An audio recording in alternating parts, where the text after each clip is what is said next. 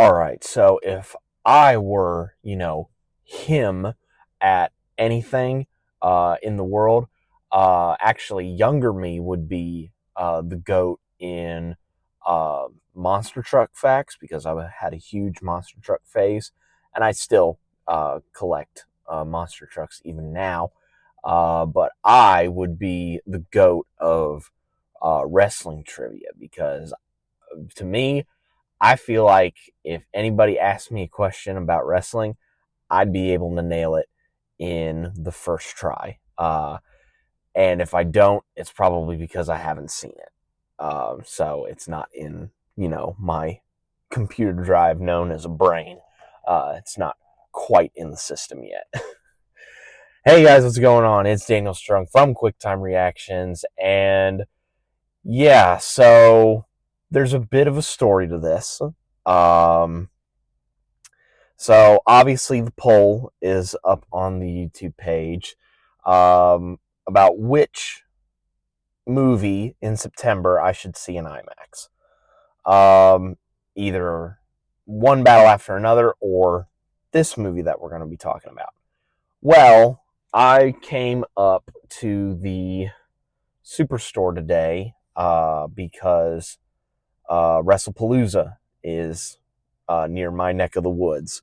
So I decided, well, since I'm going to the Superstore today, I might as well go and see some movies while I'm up here. So I went and saw this movie in IMAX. But, however, there was a special opportunity for One Battle After Another that it will be coming up, and that video will be coming to the channel relatively shortly.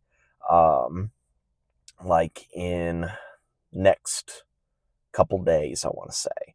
So be sure to look out for that review on the channel, which I'm pretty excited to talk about. But this video, I am, of course, talking about Him, the new movie that has come out of Jordan Peele's monkeypaw Productions. It stars Marlon Wayans, Tyreek Withers, Julia Fox, Naomi Grossman, Jim Jeffries, as well as a whole host of other people. And it tells the story of Cameron Cade, who is an up-and-coming young prospect in football, and he's given the opportunity of a lifetime to go and train with his favorite team of all time, the Saviors, and their star player, Isaiah White. However, as this training camp goes on, Cade learns that, well, should you ever meet your heroes, and how much is he going to sacrifice in order to become the GOAT? So, like I said in my intro, this is the latest film to come out of monkeypaw Productions, which Jordan Peele founded. So he is an executive producer on this film. However, he is not the man that directed this movie. Justin Tipping is the man that directed this movie, and he also wrote the movie with Zach Akers and Skip Bronke on the screenplay as well. And I want to get this out the way. Justin Tipping has a real good eye on visuals. I'm not spoiling anything that hasn't been shown in the trailers, but at a couple points, I don't know if it is inverted or what, but it's like, you see the blood on the dude's face. It's like black. The skull is like all white and stuff. I don't know if it's like an inverted image or something, but those visuals look really, really cool. There wasn't really a lot of scares in the movie. There were just a lot of like creepy moments in the movie.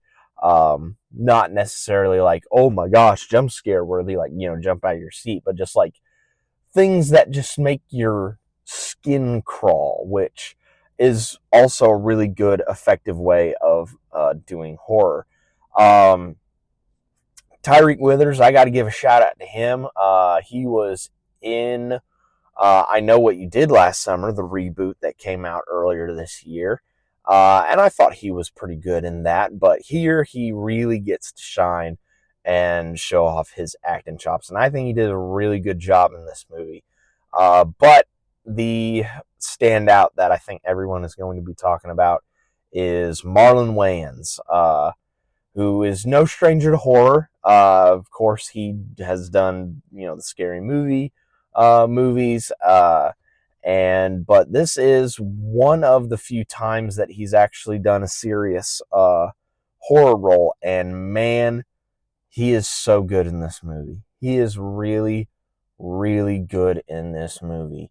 And it was just such a pleasure to watch him kind of do his thing. And the way that he portrays Isaiah is that, he has, the bravado about him. Like, he is the GOAT of the team. And, he's done so much. And he's like, kind of has that swagger about him. Like, they're never going to get rid of me. And, towards the tail end, it's like, because they start out, Cameron and Isaiah, they start out as buddies, but soon enough, it's like when you're vying for that number one spot, things start to turn, a little bit more rivalry-ish between the two of them. And so, you start, butting heads a little bit and, just pushing each other's buttons just a little bit more. And that final, there's this is not a spoiler to anything because I think they show in one of the trailers, Cameron slamming a football helmet into the ground, so that this isn't spoiling anything.